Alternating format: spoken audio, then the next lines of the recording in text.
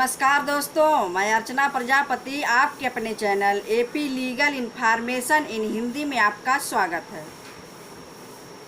दोस्तों, आज का टॉपिक बहुत महत्वपूर्ण टॉपिक है।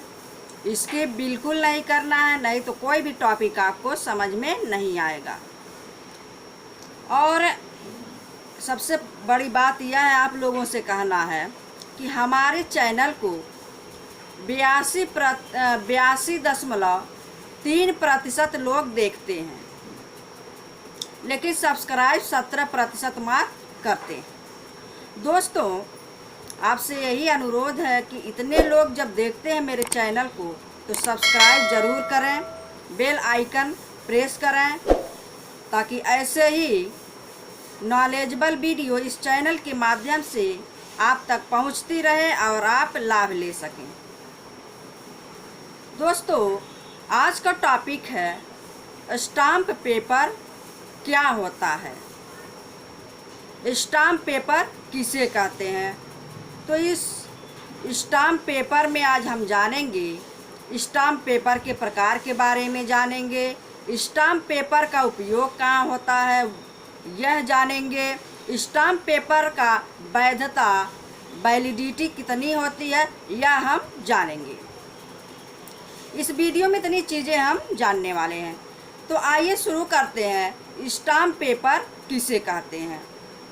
स्टाम्प पेपर जो होता है वह फुल स्केप आकार का रिक्त पेपर होता है। फुल स्केप आकार का क्या होता है? रिक्त पेपर होता है। अब आइए जानते हैं, या राजस्व स्टाम्प के साथ मुद्रित पाया जाता है। कोई फुल स्केप आकार का रिक्त पेपर होता है या राजस्व स्टाम्प के साथ मुद्रित पाया जाता है। जैसा कि हम देखते हैं कि मुद्रा नोटों में अंकित होता है। मुद्रा मतलब पैसा जो होता है नोटों में अंकित होता है, या अधिसूचित मूल्य के पोस्टल स्टैम्प पर, जैसे उसमें अधिसूचित रहता है कितने तक का स्टाम्प पेपर होना चाहिए। तो आइए जानते हैं अधिसूचित मूल्य का स्टाम्प पेपर कौन कौन सा होता है। जैसे आपने देखा होगा, स्टाम्प पेपर पर 10 रुपये से लेकर 20 रुपये और 40 रुपये, 100 रुपये, 500, 1000, 15,000, 20,000 तक के स्टाम्प पेपर आपने देखा होगा। तो जो स्टाम्प पेपर का उपयोग जो होता है कि यह जो होता है दुनिया भर में पूरी दुनिया की बात करें तो दुनिया भर में सरकार द्वारा उपयोग में लाया जाता है। इसका उपयोग किया जाता है स्टाम्प पेपर का। तो हमने जाना स्टाम्प पेपर क्या होता है। ये फुल स्केप का आकार का एक रिक्त पेपर होता है, या राजस्व द्वारा स्टाम्प के साथ मुद्रित किया जाता है।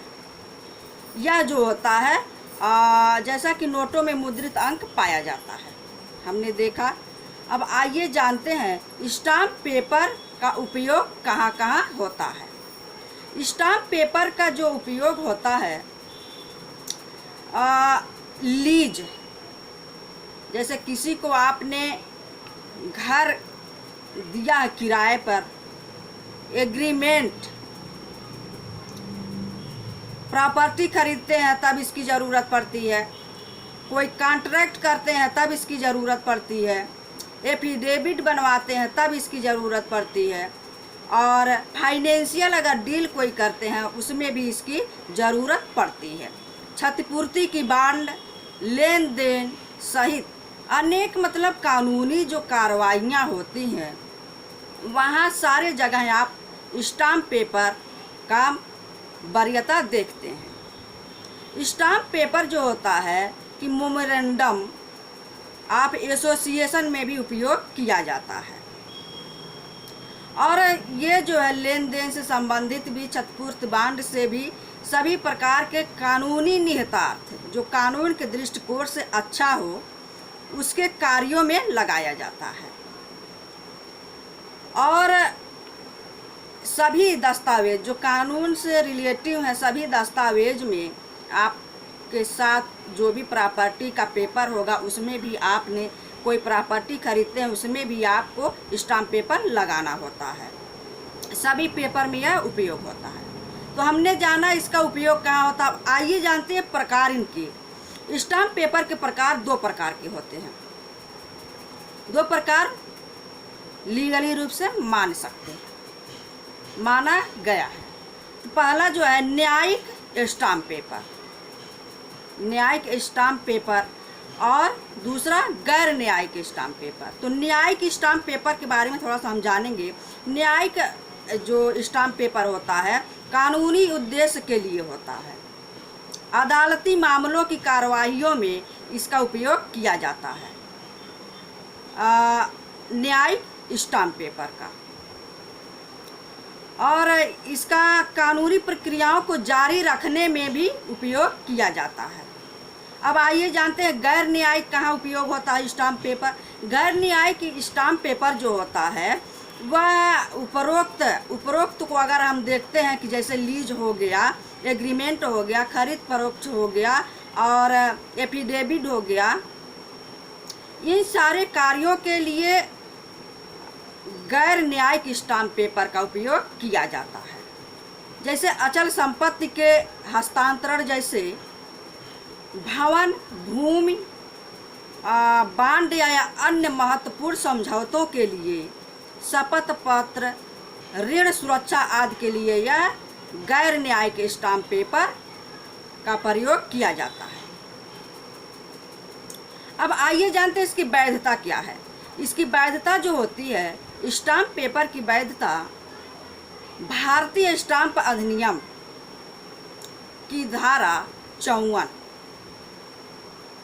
में कहा गया है कि यदि आपके द्वारा खरीदे गए स्टाम्प पेपर का आवश्यकता नहीं है तो आप क्या कर सकते हैं, खरीदे गए स्टाम्प पेपर को आप स्टाम्प पेपर जिस दिन आपने लिया है और उस तारीख से 6 महीने के अंदर जो है इसे आप कलेक्टर को जाकर दे सकते हैं, वापस कर सकते हैं। स्टाम्प पेपर की वैधता 6 महीने होती है। जिस दिन से आप खरीदे हैं 6 महीने के अंदर ही उसको वापस कर दीजिए कलेक्टर में जा कर के, और वहाँ आप उसको वापस करेंगे तो वहाँ कुछ शर्तें होंगी कि आपने किस पर्पज़ से ख़रीदा था, कैसे बच गया, कुछ सवाल भी हो सकते हैं। तो वहाँ वैध रूप से आप कहें कि हमारा कार्य हो गया, नहीं हो पाया, और हमने जो कार्य करना था उसी के अंदर हमने यह खरीदा है। ये नहीं कहना कि हमारा काम होने के बाद हम खरीदें, तो ये नहीं वहाँ कहना है। तो यहाँ आप 6 महीने के अंदर उसको वापस कलेक्टर में कर सकते हैं। वापस आप करने जाएंगे तो 10% की कटौती करके आपको रिफंड मिलेगा। मान लीजिए स्टाम्प जितने का आप खरीदे हैं उसमें से 10% की कटौती करके आपको उसका रिफंड मिल जाएगा। तो ये जानकारी आपको कैसा लगा हमें कमेंट बॉक्स में ज़रूर बताइएगा। तब तक के लिए नेक्स्ट वीडियो का इंतज़ार करिए। जय हिंद।